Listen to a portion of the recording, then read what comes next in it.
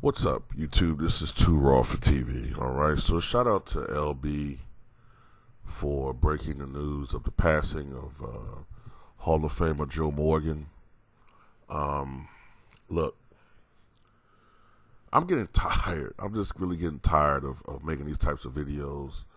I cannot recall another year where this many Hall of Famers in one sport have passed away.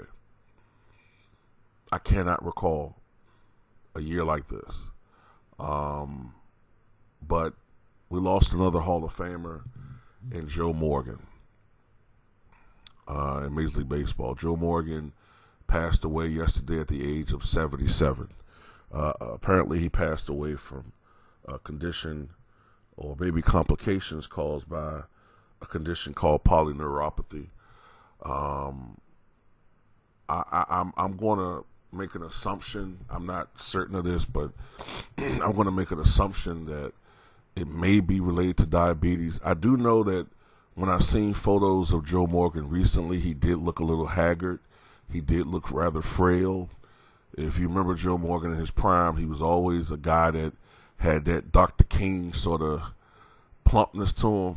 You know what I'm saying? Like, Dr. King wasn't fat, but he wasn't skinny either. But in the last couple of years, Joe Morgan had looked rather frail. So, I did wonder about his health.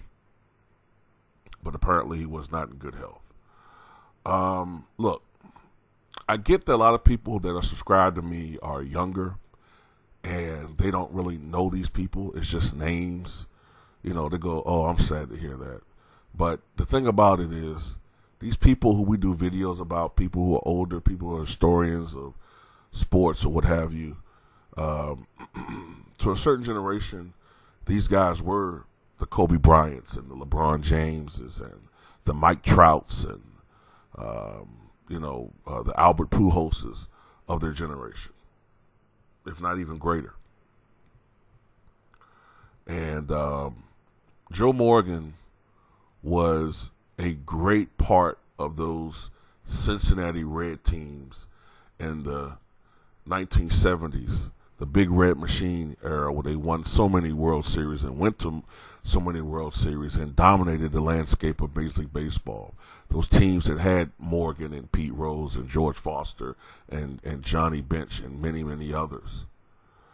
And I think that anybody from that team will tell you that Joe Morgan was probably the best player of those teams. And that's not a knock on Pete Rose. I think Pete Rose will probably say today in an interview that Joe Morgan was the best player on that team. Joe Morgan, while he wasn't known as a great announcer, although I didn't think that he was that bad, a lot of us remember Joe Morgan as an announcer on NBC or ESPN, especially with, baseball in the 90s and the 2000s and into the early 2000 teens.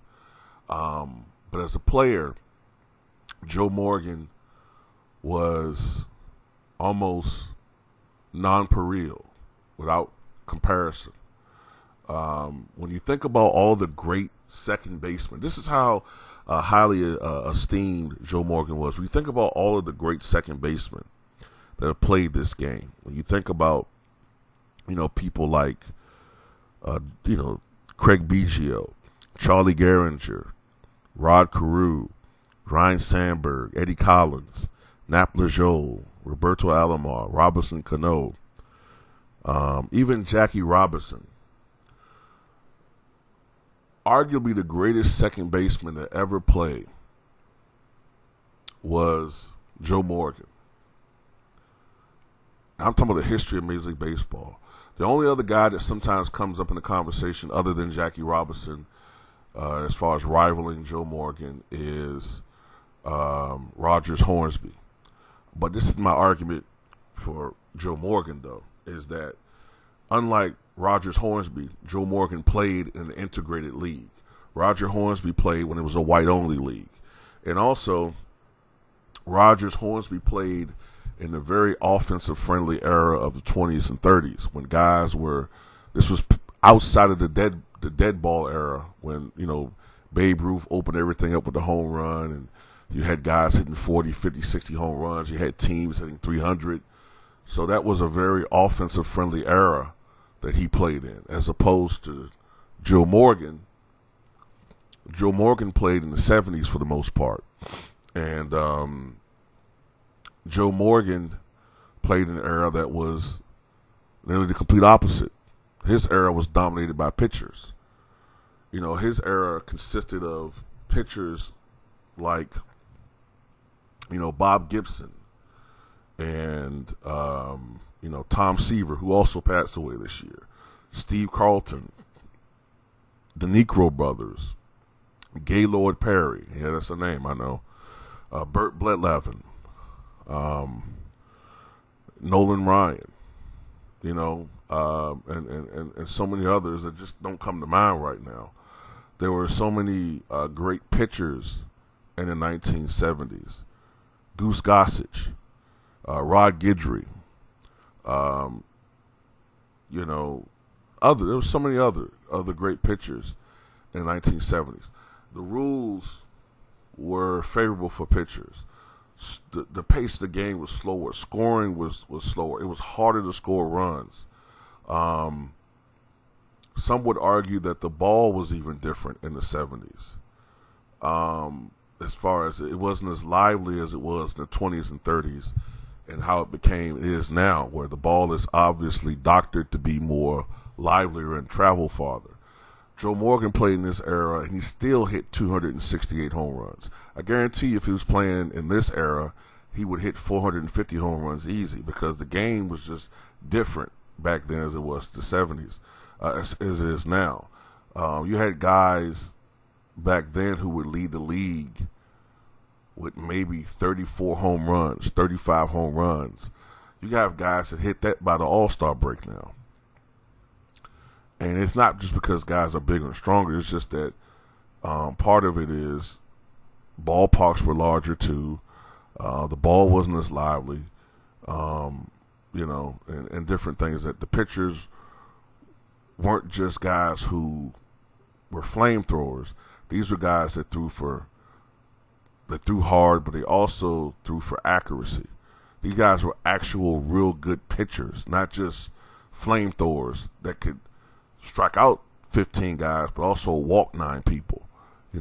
Back then these guys were skilled pitchers. But look, back to Joe Morgan. Not only could he hit for power, he hit for a respectable average, 271. He won a league MVP in 1976 with the Cincinnati Reds. This is a guy that also, more importantly, got on base. He had a very good selective eye when he got on base, as far as walks. And he led the majors in walks, I believe, 3 times. I believe he had like 4 or 5 seasons where he had 100 walks, in the season. He had a career 392 on base percentage. There was like a 7-year stretch where he hit 288 and had a 415 on base percentage. So not only does this guy hit for power, he got on base at a very high clip, and he also was a very great defensive player at the second base position, which is the second base. What is primarily known for is defense. And not only that, he was a speedster. He stole almost 700 bases in his major league career. So Joe Morgan was an exceptional talent, and he will be sorely missed. And he knew the game very well. If you listen to him when he was commentating, even though some people found him bland and dry, but you could learn a thing or two about baseball listening to him. I always sort of linked him, I always put him in the same breath as a Hubie Brown, as far as educating you about the game, as well as, talking about the game itself. And while, a lot of people didn't like him as an analyst because he was kind of boring, a little too analytical at times, but, to each his own. But, this has been a sad year, man. He joins the likes of Al Kaline. He joins the likes of Tom Seaver, Lou Brock, Bob Gibson, and Whitey Ford. So this makes him the 6th Hall of Famer to pass away this year. The 6th Hall of Famer. Rest in peace.